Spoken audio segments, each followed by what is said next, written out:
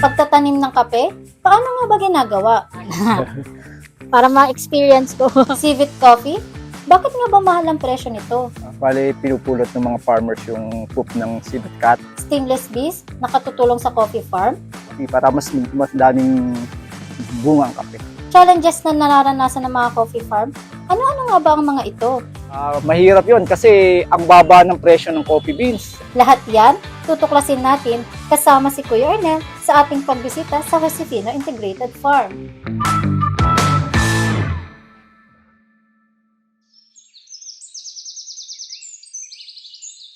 Napapalapit na naman ang Pasko at lumalamig ang simoy ng hangin.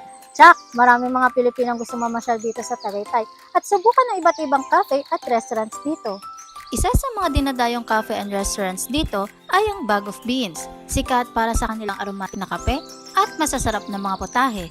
Talaga namang bawat customer ay sulit ang pagbisita. Ngunit saan nga ba nanggagaling kanilang ginagamit na coffee beans? Ako si Jara at ngayon, tara, samahan niyo ako sa aking coffee adventure dito lang sa Tara, Jara!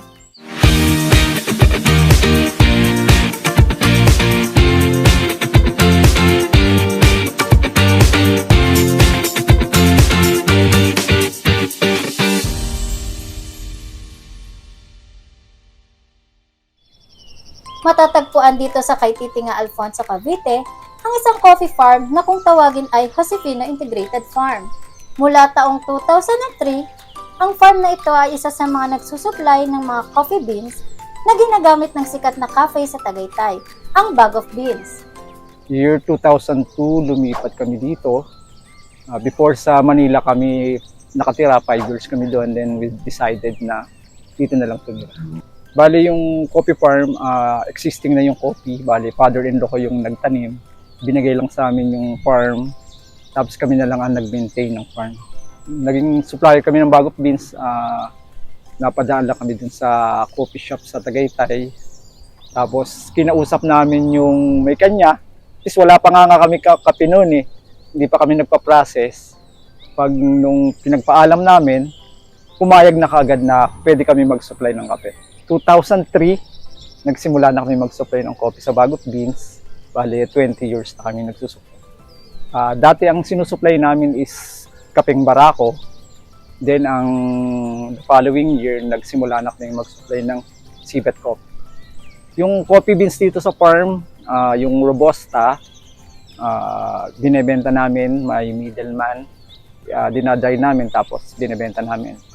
Yun namang Liberica at Excelsa, yun yung pinaprocess namin para pambenta dito sa bahay. Nagbebenta rin kami dito, yung mga pumupunta dito na gusto bumili ng kape, dito sila bumibili.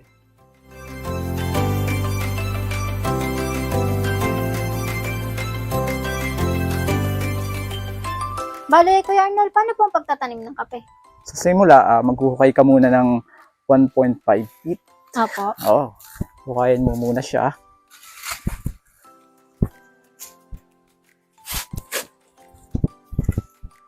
Bali, ihiwalay mo yung topsoil. Okay po. Hiwalay mo Pagka siyang hiwalay po, Hiwalay mo siya ng topsoil. Siya yung unang ilalagay mo pag inilagay mo na yung pantanim natin kape. okay. So, bali tansyahan na lang po talaga. No? Oo. Opo.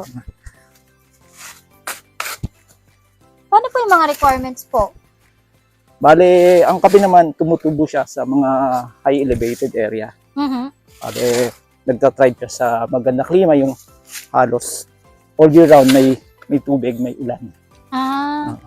Paano po pag tag-ulan? Makakaano po ba ng kape? O malaking tulong ang ulan kasi pag naulanan palagi ang kape, mas madali siyang bumulaklak. Opo.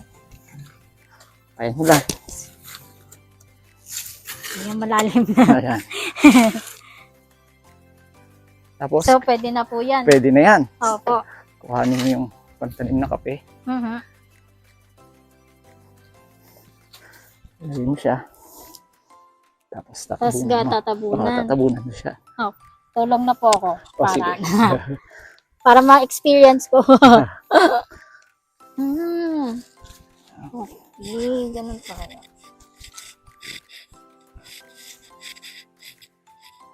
Kailang, ay, pag buo-buo po kuya yung lupa, hindi naman po siya nakakaano na. Oo, medyo dudurugin mo. Opo. Mas madaling makalaki yung mga ugat. Tapos kailangan po talaga na baon po, no? Oo, saka Kasi- dapat nalagyan mo siya ng, mas maganda kung may organic fertilizer ka. Yan, so pwede na po yung ganyan Yan. ka. Ayan. After 3 years, bubunga na siya. Ganun For pala regular pagtatanim ng alaga. kape. Ay, simple lang po pala. Simple lang. Pagkatapos mong magtanim, after 3 years, aalagaan mo siya. Tapos, ipoproning Tamang na siya. dilig-dilig lang mga na. Tamang dilig-dilig na lang. Opo. Tapos, ang sunod mong gagawin, kailangan mong i-prune. Tatanggalin mo yung mga sanga na pataas. Pataas po. Para yung tubo ng kape is pababa. Pag ganito. So, okay. lagi lang po siyang pataas. Hindi po Oo. pwedeng kung paano po, basta-basta yung Oo. pagkakap. Basta yung mga murang sanga na to, na pataas, tatanggalin mo siya. Kasi nakakakuha din siya ng mga nutrients na para dapat sa mga coffee beans para lumaki. Tapos ganyan na Natanggal po. lang siya. Opo. Oo. Palagi mong gagawin yan all year round pag may mga tumutubong sanga. Basta ang lagi pong next step pa pagkatapos po is pruning na po. Pruning na. Apa. Pruning. Tapos nag-apply din kami ng fertilizer twice a year. Twice a May year. and October. Hindi po siya parang months po na ano. Hindi, twice a year lang Twice siya. a year Pagka lang po. bulaklak niya, nilalagyan ng fertilizer. Tapos before mag-harvest, nilalagay ulit siya ng fertilizer. Okay po. Kuya Arnel, after naman po ng pruning, ano pong sunod na step? Ang sunod mong gagawin is pag-harvest. Ang Pag-harvest harvest na mo ay yung red berries. Red Kalimitan na red berries Kasi ang po yun kinukuha. yung Oo. hinog. Hinog. Opo. Kukuhain mo. Red berries. Ayan. Kasin mo siya. Tapos,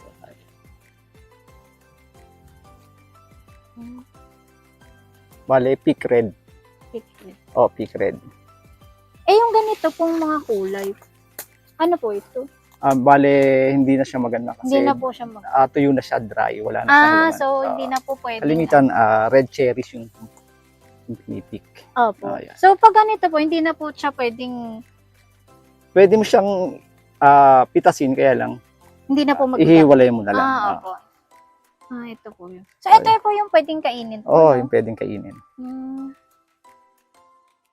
Yan. Ayun. Yung matamis. After naman po ng harvesting, ano na po yung next step? Sunod is drying. Pagkatapos ng handpick ng coffee cherries, ida-dry na siya. Bale, ito po yung Oo, kanina. ito. Tapos ito na po ngayon yan. Oo, yan na siya ngayon. Okay po. Tapos after po, After nyan, pagka-dry, opo. tapos lalagyan mo isa dito. Ito ang lusong at halo. Nga, Yung dry na Dried cherries. Opo. Dried coffee cherries. Opo. Tapos, Tapos, gagamitan mo to ng pestle. okay, pandikdik. Pandikdik. Para lumabas yung coffee beans. So, ang pagdidikdik po is isang ano lang po?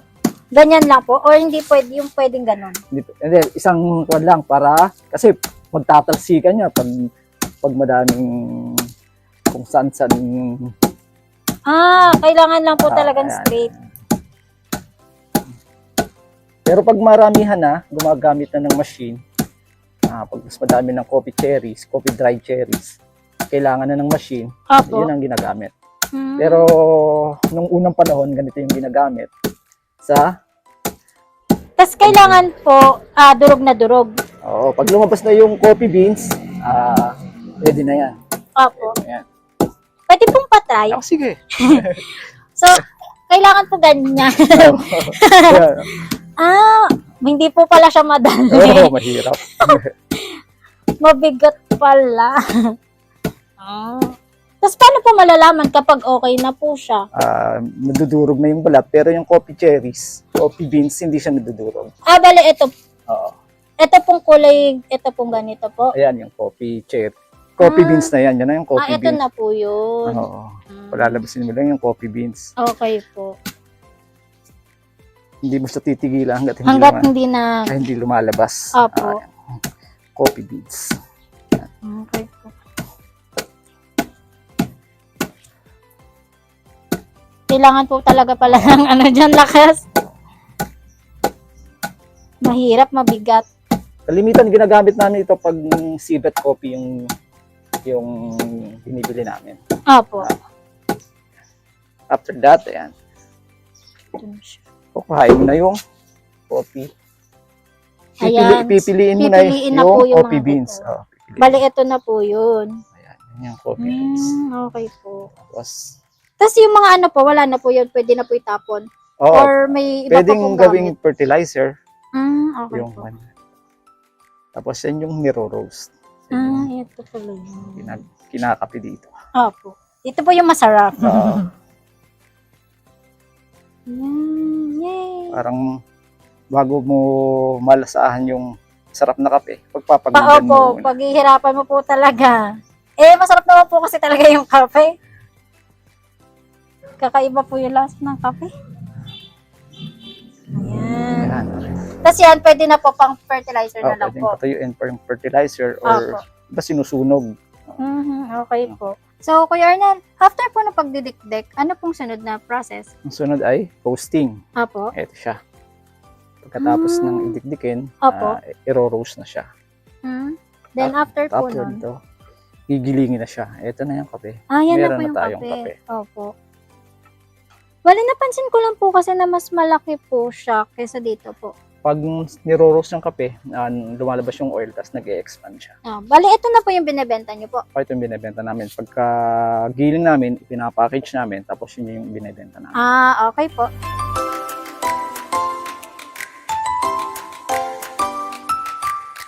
So, Kuya Arnel, pagdating niyo po dito, may mga puno na po ng kape, no? So, ano po to? Marunong na po kayo magtanim or natutulang po talaga kayo? Hindi talaga ako marunong, pero nag-aaral ako sa mga videos, umattend ako ng mga seminar kung Opo. paano ang tamang pagtatanim at pag-alaga ng kape. Okay po. So, ano po? Paano niyo po na-maintain yung farm?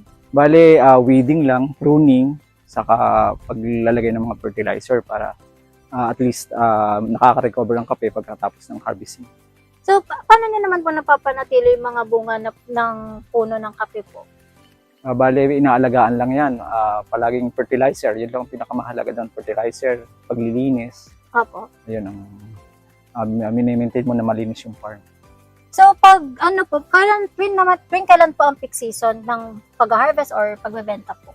Ang peak season pag ng benta ng kape is from October to March. Medyo malamig na, mas malakas yung benta ng kape. Opo. Tapos yung coffee picking naman, yun yung peak niya December. Yun yung pinaka-simula ng peak ng pag-harvest ng kape. December hanggang March, yun yung pinaka-peak ng harvesting ng kape. Okay po.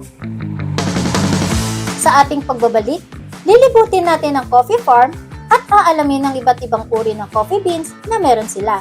Tuturuan din tayo ni Kuya Arnel kung paano mag-brew ng kape at gumawa ng isang coffee drink. Lahat ng yan sa pagbabalik ng Tara, Jara!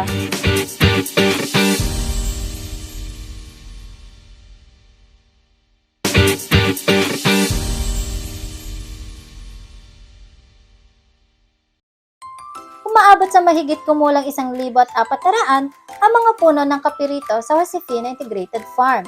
Kaya naman, nagpasama ako kay Kuya Arnel na libutin ang farm nila.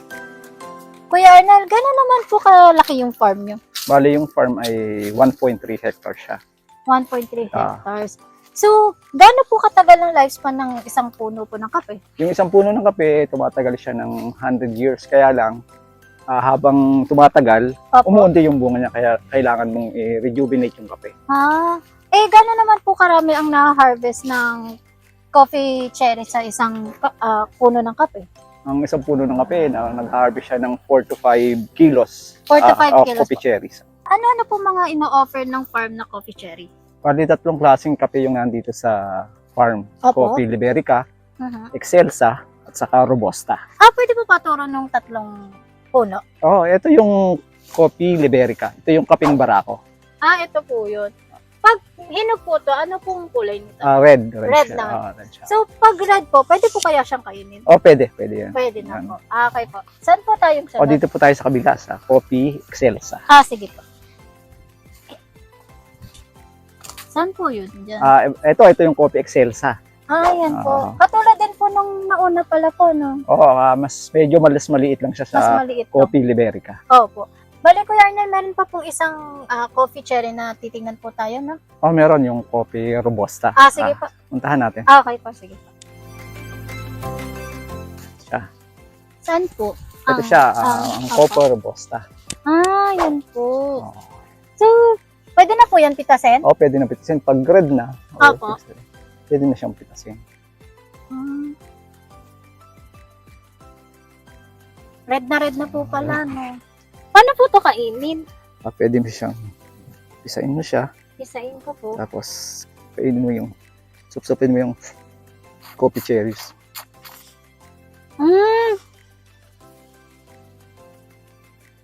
Parang hindi naman po siya matapang. Okay Sakto lang naman po. Medyo matamis. Opo. Bukod po dito sa tatlo po, meron pa po bang ibang coffee cherry na ano? Nag-offer din ang farm ng Civet Coffee. Civet coffee. Okay. Para po sa mga hindi nakakalam, ano naman po yung civet coffee or alamid? Yung Civet Coffee, siya yung kinakain siya ng farm civet, yung coffee cherries, tapos pinupup niya, tapos Opo. yun yung pinaprocess namin. Paano po nila ito kinukuha at saka pinaproseso? Bale, pinupulot ng mga farmers yung poop ng civet cat, Opo. tapos binibili namin ng mahal sa mga farmers para makatulong sa kanila. Opo. Tapos nililinisan namin yun, dinadry, saka lang niro-roast. Bali, yun na po yung buong proseso? Yun ang buong proseso. Okay po. Sige po. Tara, balik tayo sa farm. Okay pa, sige po. Ano po yung bike trail doon? Bale, yung bike trail, yun yung inopen namin para sa mga bikers para pwede silang mag-trail dito sa coffee farm para tulong na rin ang income para sa pag-maintain ng farm. Tuwing kailan po merong bike na nagbabike po dito? Kalimitan weekends, Weekends Friday, po. Saturday, Sunday. Lalo na nung pandemic, madaming mga Madami bikers po. na pupunta dito. Yung oras po kaya, nung pagbabike, okay lang po. May time po ba kung anong oras sila dito pwede? Morning hanggang hapon, pwede, open naman siya. Sa aming paglilibot sa farm, isa sa mga nakapukaw sa aking paningin ay ang iilang mga bahay ng bubuyog. Kuya Arnel, para saan po yung mga bis na yan? Parang yung mga bees na yan, tawag dyan stingless bees. Opo. Kinukuhanin na namin siya ng honey, honey production, para yung honey namin ay coffee flavored honey. Opo. Ano po yung naitutulong yan sa mga coffee trees po? Yung stingless bee, nakakatulong siya sa pag-pollinate ng Opo. coffee para mas daming bunga ang kape. Pinopollinate niya yung mga flowers para mas madami. Mas madami. Okay. Matapos nating libutin ng farm, oras na para mag-brew at gumawa ng coffee drink. So ngayon, kasama ko pa rin po si Kuya Arnel at tuturuan niya po tayo kung paano ang pagbubrew ng kape. Pero bukod dyan, magagawa pa rin po tayo ng isang coffee drink na I'm sure mag-e-excite po kayong gawin sa inyong mga bahay. So, Kuya Arnel, ano po mga ingredients po natin ngayon dito? Ang kailangan natin is coffee ground, Apo. brown sugar, condensed milk, Okay po. at gatas. So ngayon po meron na tayong mga ingredients. Simulan na po natin ang ating paggawa at pagbubrew. Okay. Okay po. Sa simula, lalagyan natin ng 2 scoop na brewed coffee. Okay po. Ayan. So ilang 2 scoops po yan? Opo, Okay. parang 2 tablespoon. Okay po. Then, lalagyan natin ng 2 cups of water.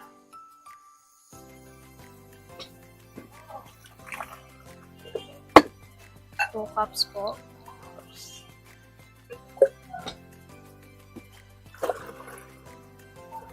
Tapos, tayo lang natin mag-brew.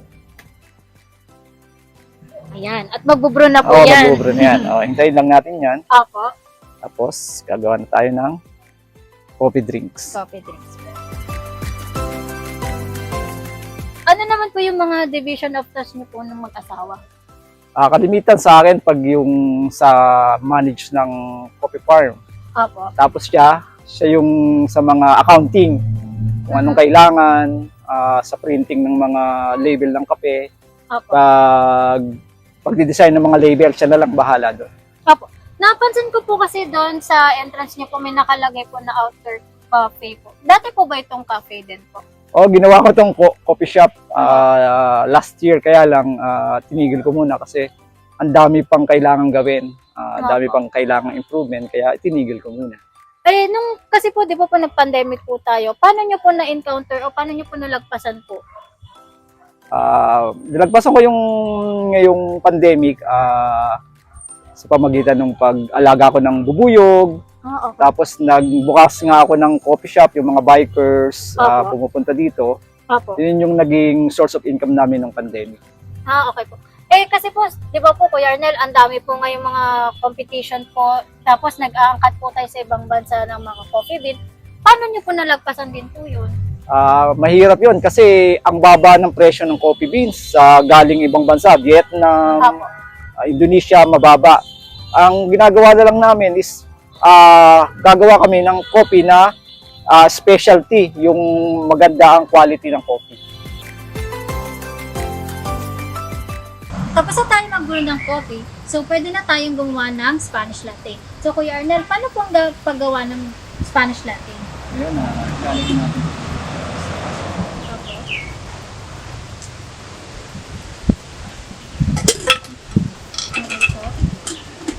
Lagyan natin ng brown sugar.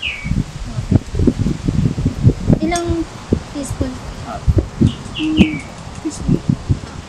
So, Kuya Arnel, tanong ko lang po, ano po ulit yung mga social responsibilities niyo? Ayun yung responsibilities namin. Sa sikat cat, Apo. hindi dapat i-uri yung sikat cat. Apo. Yung pangalawa, mag-propagate ng mga butas, mga punos ng stainless steel. Okay. Sunod, permaculture. Sabihin, sustainable, hindi lang coffee trees ang itatanim mo, Apo. gulay, prutas, iba't ibang produkto dapat sa isang lugar. Okay. So, ayan po. So, naglalagay na po kayo Tayo ng ice. Opo. Tapos, after po niyan, After po niyan, ilalagay na natin ang 45 minutes po. Opo. After po, mukhang masarap. Mukhang ready na masarap. po yung ating Spanish. Ayun! Meron na tayong Spanish latte!